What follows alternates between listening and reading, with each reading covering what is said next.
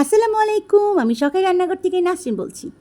সবাই কেমন আছেন? আলহামদুলিল্লাহ আমি ভালো আছি। আজকে বুটের ডাল দিয়ে গরুর মাংস রান্না করব। আমি কখনো রান্না করি নাই। তো প্রথমে তেলের মধ্যে তেজপাতা, এলাচ, দারুচিনি দিয়ে তারপর পেঁয়াজ বাটা, আদা বাটা, রসুন বাটা সব কিছু দিয়ে নাড়াচাড়া দিয়ে নিচ্ছি। তো এখন মশলাটাকে খুব ভালো করে কষিয়ে নিচ্ছি। যখন এটার ফ্লেভারটা চলে যাবে, কাঁচা ফ্লেভারটা চলে যাবে, তখন এটার মধ্যে আমি হলুদ গুঁড়ো, মরিচ গুঁড়ো, ধনে গুঁড়ো সব কিছু দিয়ে দিব। তারপর এটাকে আবার একটু নাড়াচাড়া দিয়ে একটু পানি দিয়ে দিলাম। আমি ভুলে গিয়েছিলাম একটু মরিচের ফাঁকি আর একটু লাগবে, তো আমি আবার একটু মরিচের ফাঁকি দিয়ে দিলাম। তো আবার একটু ঢেকে দিলাম, ভালো করে কষিয়ে নিচ্ছি। আমি কখনো কোনো দিন বুটের ডাল দিয়ে গরুর মাংস রান্না করে খাইনি। আমার বর বলল এটা নাকি খুব মজার একটা খাবার। তো আজকে আমি রান্না করে দেখব কেমন মজা। আমার রেসিপিটা ফলো করবেন। যদি কারো ভালো লাগে অবশ্যই রান্না করে দেখবেন। তো আমি এটা ভালো করে কষিয়ে নিয়েছি। এখন গরুর মাংসটাকে ভালো করে কষিয়ে নিব। এটাকে লাড়াচাড়া দিয়ে এটাকে ঢেকে নিব।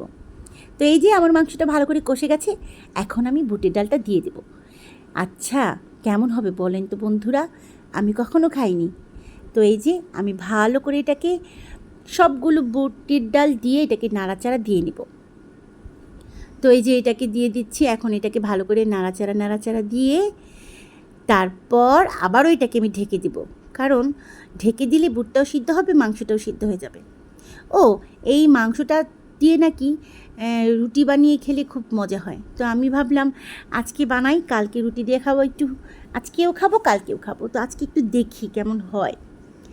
আজকেই প্রথম। তো এটাকে ভালো করে নেড়ে চেড়ে এটাকে আমি একটু ভালো করে নেড়ে চেড়ে ঢেকে দিতে হবে। ঢেকে না দিলে ওই সিদ্ধ হবে না আর কি। তো এই যে আমার কাছে কেমন যেন অদ্ভুত লাগছিল, কিন্তু বিশ্বাস করেন বন্ধুরা, এটা খেতে যে এত মজা আমি আগে জানিনি।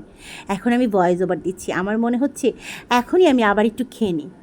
তো এই যে আমার ফাইনাল বুটের ডালের গরুর মাংস রেডি। সবাই ভালো থাকবেন, সুখে থাকবেন, শান্তিতে থাকবেন, আর আমার এই রেসিপিটা ফলো করবেন। সত্যি দারুণ হয়েছে, এত মজা, বিশ্বাস করবেন, ট্রাই করবেন। ভালো থাকবেন। আল্লাহ হাফেজ। আসসালামু আলাইকুম।